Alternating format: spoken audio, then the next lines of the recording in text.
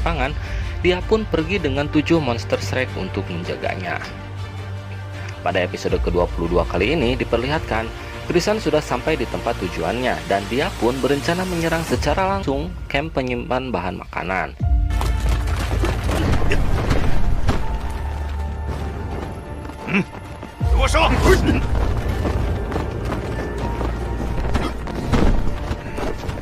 Diperlihatkan juga di wilayah Kekaisaran Xingluo, orang-orang dari Kekaisaran Wuhun sedang bersiap menahan pasukan Kekaisaran Xingluo. Helena juga nampak ada di sana. Dia juga memerintahkannya agar mereka hanya perlu menahan saja dan tidak perlu melawan dengan keras, karena tujuan mereka kali ini hanya untuk menahan bala bantuan dari Kekaisaran Xingluo yang akan maju ke garis depan membantu Kekaisaran Tiando. Kekaisaran Tiando juga telah menyiapkan jutaan pasukan. Dia pun mengkhawatirkan Helena agar berhati-hati dan mementingkan keselamatannya. Helena dan kakaknya pun pergi menyerahkan tugas padanya.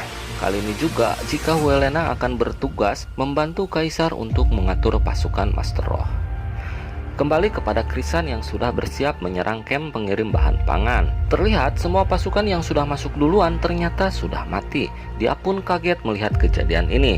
Kemudian dia mengeluarkan teknik roh awan pastil emas. Dia juga mencoba menyelamatkan pasukannya, namun tidak berhasil. Dia pun berteriak dengan keras siapa yang melakukan semua ini.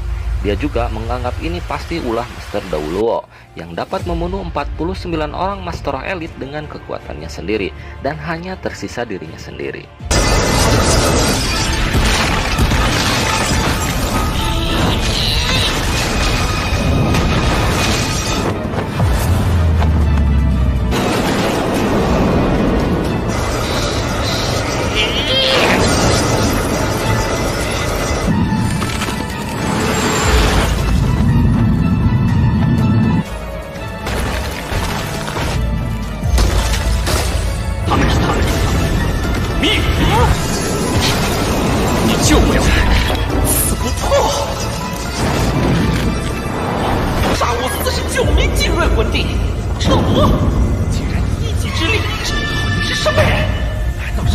Keberadaan musuh pun tidak diketahui. Dia juga terlalu mencolok dan merugikan dirinya. Dia pun berencana melarikan diri.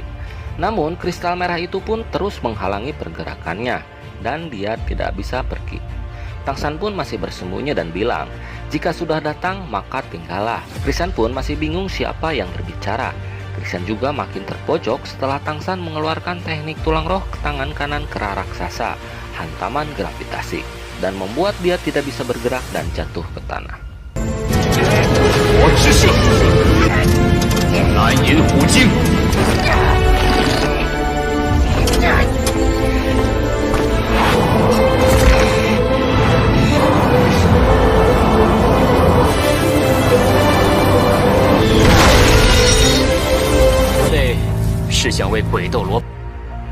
Chrisan yang telah mengetahui orang itu adalah Tangsan, dia malah senang dan ingin membalas dendam atas kematian hantu Dauluo.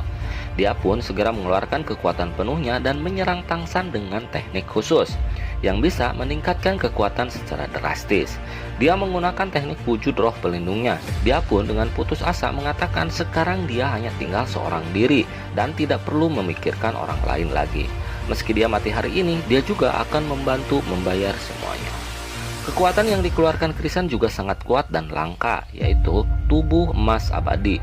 Namun, jurus ini akan terus menguras nyawa penggunanya.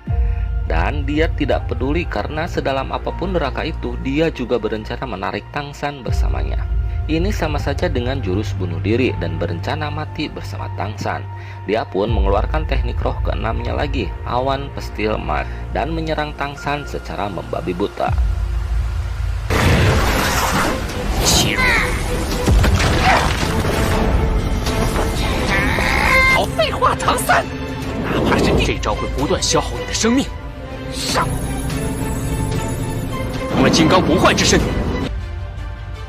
Namun Xiao dengan sigap menangkap Tangsan. Dia juga menggunakan teknik teleportasi dan menghindari serangan itu.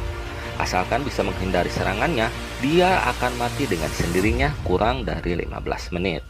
Tangsan juga masih menghargai pengorbanan seorang pejuang di medan perang. Dia pun berencana menghadapinya secara langsung. Dia pun menghampiri Krisan dan akan berjuang sekuat tenaga.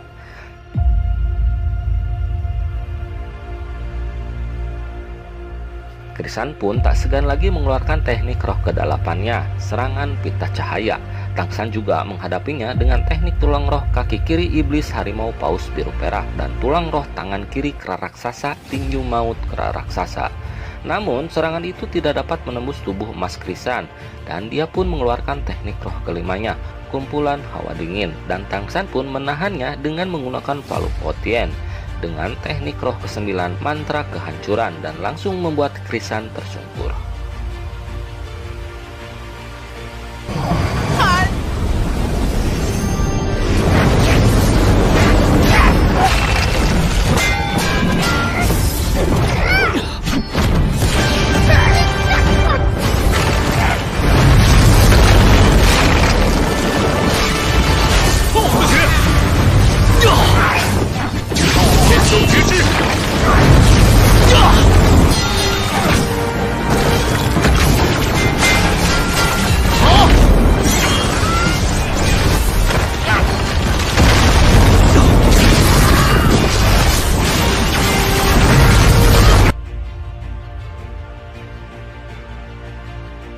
Keadaan Krisan pun semakin terpojok. Dia juga terluka karena menggunakan teknik tubuh emas abadi yang mengikis hidupnya.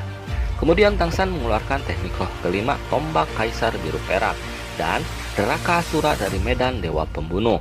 Dan yang terakhir, Tangsan mengeluarkan jurus palu acak palu Hotien, dan serangan itu pun berhasil menghancurkan tubuh emas abadi dan langsung mengenai tubuh aslinya. Dan Krisan pun terjatuh dan tersungkur.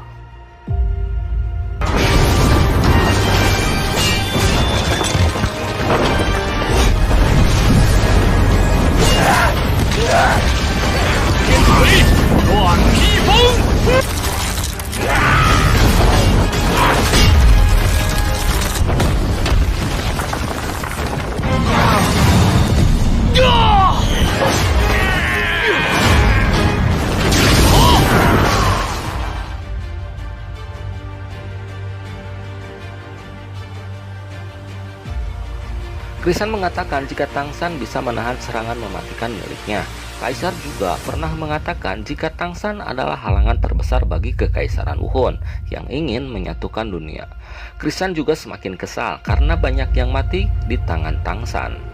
Namun Tangsan mengatakan jika ayah dan ibunya, Daming Erming, ibu dari Xiaowu, para master lain dan sekte-sekte besar lainnya telah dibantai oleh kekaisaran Wuhun. Krisan pun mengeluarkan teknik roh ke-9-nya, bunga Krisan gugur ke tanah. Kelopak bunga menembus tubuh, kelopak bunga menembus tubuh. Tangsan pun mengeluarkan teknik roh ke-9-nya, tulang kekuatan naga biru perak. Tak hanya satu kali, namun dia mengeluarkan 2 kali teknik ke-9-nya. Diperlihatkan 2 naga raksasa dengan kekuatan yang sangat besar.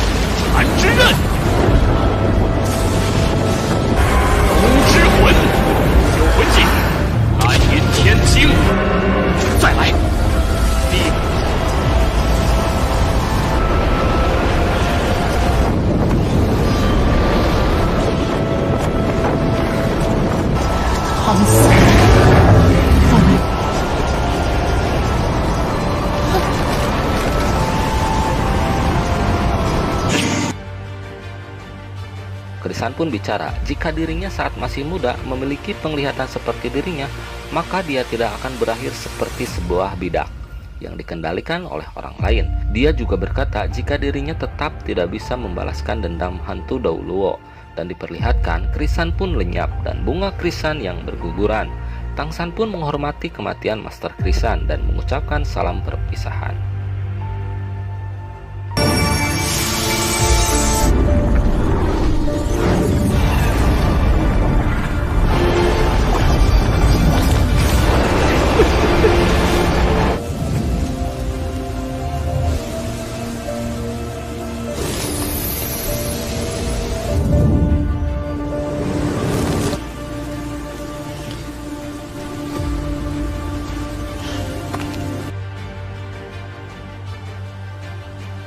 Tak lama pasukan pengintai datang dan memberikan laporan kepada Tang San jika tadi ada satu tim Master Roh yang mendekati pasukan penyuplai belakang. Dai Mubai dan yang lainnya pun segera menahan serangan itu. Selain itu juga masih ada satu tim baru yang mendekat dengan cepat dari arah yang berbeda. Namun jumlah yang tepatnya masih sedang diselidiki. Tang San pun memberi perintah agar menghubungi pasukan pelindung bahan pangan Kekaisaran Tiando agar segera membantu 7 Monster Strike dan agar segera memberitahu Bos Dai dan yang lainnya untuk segera mengatasinya dan segera berkumpul di camp. Diperlihatkan pasukan dari Kekaisaran Wuhun menyerang, namun dapat ditahan oleh Dai Mubai dan yang lainnya, dan pasukan pelindung pun telah datang. Kali ini misi 7 Monster Strike pun telah berhasil dilakukan.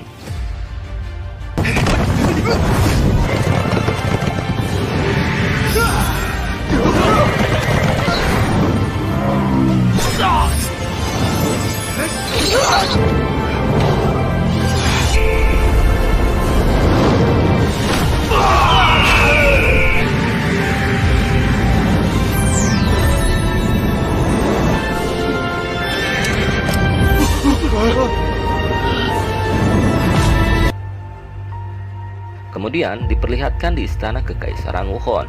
Kaisar menerima laporan jika pasukan Tiando sudah mendirikan tenda selama berhari-hari. Dan tak lama lagi mereka pasti akan melakukan pergerakan. Dan keadaan pasukan Kekaisaran Wuhun masih dalam keadaan bersemangat tinggi. Dan pasukan Master Roh juga sedang dalam posisi masing-masing. Kapanpun siap menerima perintah dan menyerang musuh. Namun tiba-tiba ada seorang prajurit yang melapor dengan tergesa-gesa. Dia melaporkan dari tim serangan kecil. Dari 10 tim penyerang yang bertahan hidup, kurang dari 30 orang dan yang lainnya mati berkorban. Kemudian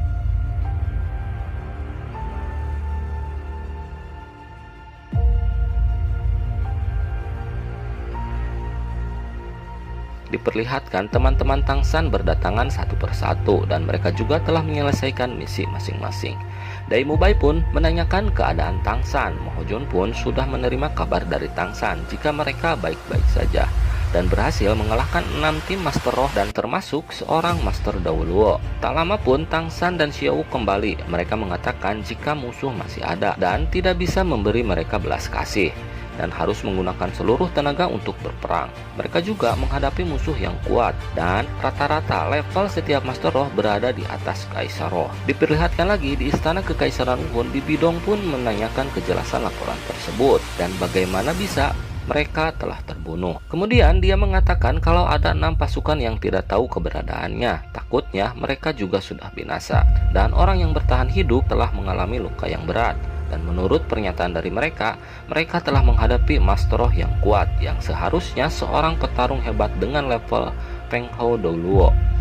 Mereka pun beranggapan mungkinkah itu adalah Master Pedang dan Master Tulang dari Sekte Cahaya Kiebao.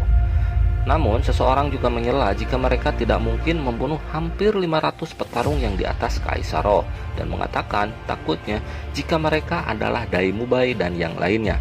Bibi Dong menanyakan apakah mereka berhasil membakar penyuplai belakang pasukan Kekaisaran Tiando. Dia menjawab tidak ada satupun anggota dari Master Krisan yang kembali. Salah satu Master pun marah dan bertanya dengan tegas pada prajurit itu, menanyakan apakah Master Krisan juga gagal melakukannya. Dia hanya bisa menjawab dengan gemetar dan berkata mereka masih menyelidikinya. Bibi Dong pun marah dan meminta agar menyebarkan perintahnya supaya menarik kembali semua tim pemantau dan memfokuskan pengawasan pada camp pasukan Kekaisaran Tiando dan juga harus mengawasi gerakan Master Roh mereka dengan ketat. Dan selesai sudah episode kali ini. Diperlihatkan di video episode selanjutnya, Tang San dan teman-temannya telah kembali ke camp Kekaisaran dan mereka pun beristirahat. Mo Jun juga mengeluh jika jenderal itu meneruskan perintah dan mengakui semua jasa jadi miliknya. Dan salah satu tetua dari 7 sekte besar Kaisaran Wuhun telah menemukan sebuah celah. Dan diperlihatkan juga perang besar pun telah dimulai. Bagaimanakah kelanjutannya? Kita tunggu minggu depan. Sampai jumpa lagi dan bye-bye.